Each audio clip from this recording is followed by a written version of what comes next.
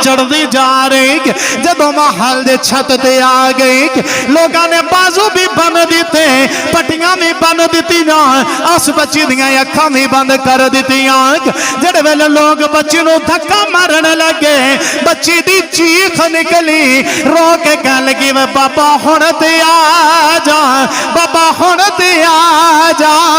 इधर बच्ची जमीन वाले आ रही, इधर बच्ची जमीन ते गिरन लगी। बच्ची जमीन ते नहीं गिरी, किसी दे हत्थां ने उठा लिया वे।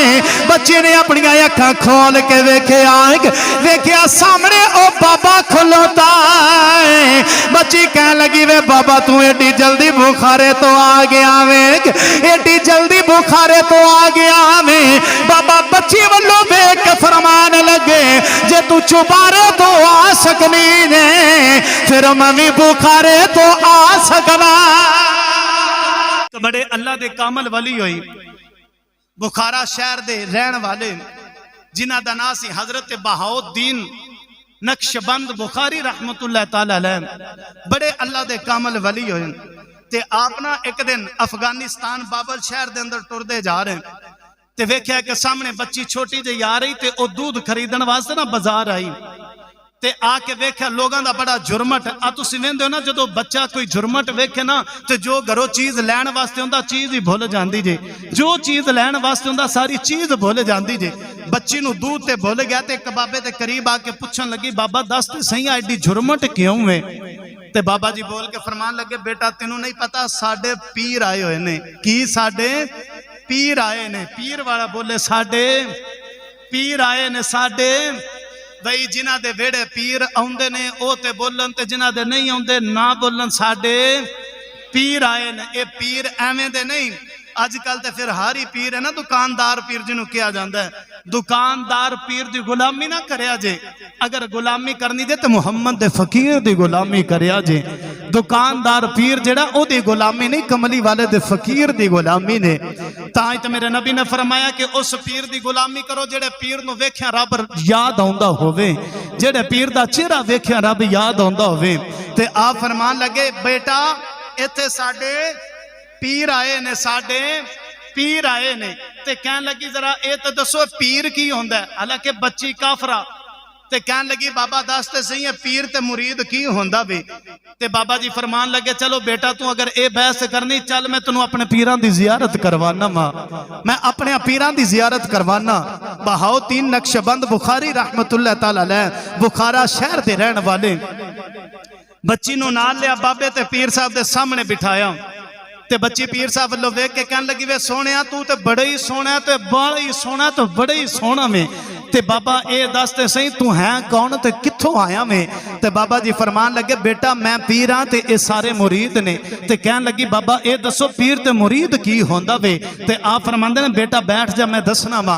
ते बच्ची बैठ गई ते पीर साहब फरमान लगे, बेटा पीर ओ होंदा है कि जदों औखा बारा वक्त बंदे ते आ जावे ना, ते जदों अपने पीर नूं याद करे पीर ओदी मदद कर देंदा वे, पीर ओदे मुश्किल दूर कर देंदा वे, सारे कम मुश्किल दूर कर देंदा है। कहन लगी बाबा फिर जे कदी मेरे उत्ते मुश्किल वक्त आया तो मेरी भी मदद करेगा?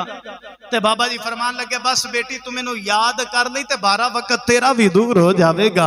ते बेटी कहन लगी फिर मैनू नबी दा कलमा पढ़ाओ ते अपना मुरीद बनाओ। बच्ची ने मेरे नबी दा कलमा पढ़िया ते मुरीद बन के जदों घर वापस गई, बाबा जी अपने वतन बुखारा वापस गया ना, ते बच्ची अपने घर जाके पीर साहब दी नजरे करम दी वजह तो बादशाह दी नौकरानी बन गई। ते इंज दी नौकरानी बनी कि जितनियां अगे नौकरानियां मौजूद सारियां नालों आला यानी हैड ऑफिस बन गई, आले दर्जे वाली बन गई। ते आके बच्ची सारियां बच्चियां ते लत्तां घुमाई जा रही, ते सारियां बच्चियां ते सारियां औरतां कहन लगियां कल आई ते सारियां तो आला हो गई, ते होवे ना ते इहदा कोई बंदोबस्त कीता जावे। बादशाह दा सोने दा हार उठाया गया, हीरे जवाहरात दा हार उठा के ना ते तुमत बच्ची ते लगा दी कि इस बच्ची ने हार उठाया वे, इन्हें चोरी की जे। बच्ची अपनियां सफाइयां दे रही, मैं ते पीर दी मुरीद हाँ, मैं ते कदे चोरी कर नहीं सकती, मैं नहीं कदे चोरी कर सकती। इस वास्ते कि जेड़े होंदे ने ना महबूब, महबूब जेड़े महबूब होंदे ने वो बड़े नाज वाले होंदे ने ते मुहिब होंदा नियाज वाला। मुहिब नियाज वाला ते महबूब है नाज वाला। इस वास्ते कि जो मुहिब महबूब नूं वेखदा ते सारे नाज उठांदा वे, सारे नाज़ां नूं वेखदा। मैं थोड़ा जिहा सादा करके समझा देवां। एक दिन ना लैला मजनू, लैला बीमार हो गई ना तो लैला दे घर वालियां ने मन्नत मन्नी कि या अल्लाह जे अगर लैला तंदुरुस्त हो जाए ना तो असी 3 दिन ये नाले लंगर भी तकसीम करांगे, नाले लैला अपने हत्थां नाल लंगर वंडेगी। अल्लाह करीम ने लैला नूं तंदुरुस्ती दी ना तो लैना विच लोग फकीराना लिबास पहन के सारे कितारां विच खड़े हो गए। लैला हलवा वंडी जा रही, सारियां नूं हलवा वंडी जा रही। तो मजनू नूं किसे खबर दी कि तेरी लैला ते हलवा वंड रही। तो मजनू भी फकीरां वाला लिबास पहनिया, हथ भी प्याला पकड़िया, कतार विच खड़ा हो गया। जदों लैला सारियां नूं हलवा वंडदी जा रही ना ते वेख्या सामने मजनू, ते मजनू दे प्याले नूं ठोकर मारी, प्याला जमीन ते गिरया, टुकड़े टुकड़े हो गए। ते खलो के सामने हसी जा रहा, धमाला पाई जा रहा, मुस्कुराई जा रहा। ते लोग कहन लगे सारियां नूं लैला ते हलवा दिती जा रही ते तेरा प्याला ठुकरा दिता, तू फिर भी हसी जा रहे हैं। ते हस के कहन लगा सारियां नूं हलवा दिता, प्याला तो मेरे ही तोड़िया सुना, प्याला तो मेरे ही तोड़िया सुना। क्योंकि नाज ते नियाज होंदे ने। ये मेरी मुहिब, मैं एदा मुहिबा, ये मेरी महबूब है। ये नाज मैं देखना ते नियाज मैं लैन आया मां, नियाज मैं लैन आया ते नाज ये बखा रही है। पता लगा नियाज ते नाज ये महबूब ते मुहिब दे दरम्यान होंदे ने। अगर नाज ते नियाज ते गुफ्तगू करा ना ते इस गल दा वाकया शबे महराज मौजूद है कि किवें नाज ते नियाज होंदे रहन। लिहाजा वक्त दरकार है। इधर जदों आए ना ते आ फरमान लगे बेटा जदों तेरे ते औखा भारा वक्त आया ते याद करी। ते इधर सारे ने हार उठा के ते सारे एक दूजे की गवाही दे के बच्ची नूं झूठियां कर दिता। जदों बच्ची झूठी हुई ना तो बादशाह कहन लगा कि ये हाथ बन के अखां बंद करके ना तो महल की उतली मंजिल ते लै जाओ ते उत जमीन ते सुट के इन्हों कतल कर देवो।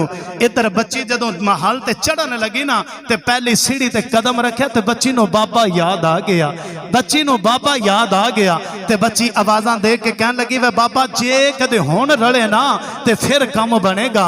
इधर छोटी जी बच्ची चलती चलती महल दियां सीढ़ियां ते चढ़ती जा रही, नाले बाबे नूं आवाज़ां दे के कहंदी है वे बाबा तू कहना जदों औखा भारा वक्त आया है मैनूं आवाज़ देवी मैं आ जावांगा।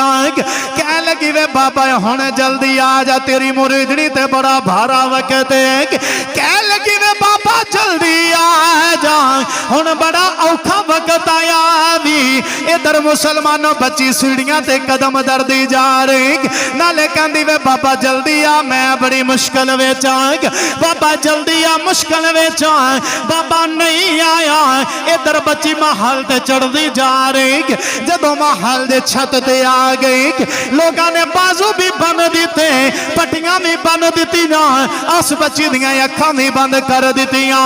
जिहड़े वेले लोग बच्ची नूं धक्का मारन लगे बच्ची दी चीख निकली, रो के कह लगी वे बाबा हुण ते आ जा, बाबा हुण ते आ जा।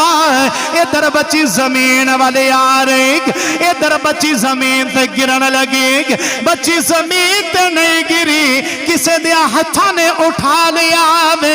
बच्ची ने अपनी अखां खोल के वेख्या, वेख्या सामने ओ बाबा खलोता है। बच्ची कह लगी वे बाबा तू एडी जल्दी बुखारे तो आ गया वे, एडी जल्दी बुखारे तो आ गया वे।